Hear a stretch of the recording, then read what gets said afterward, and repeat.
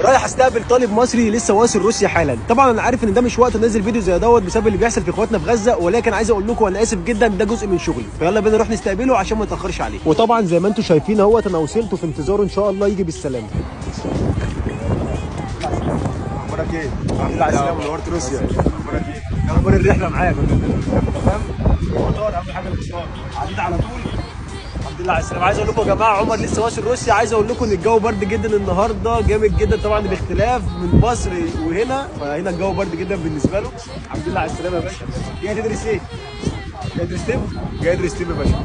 يلا بينا. الحمد لله على السلامه يا باشا.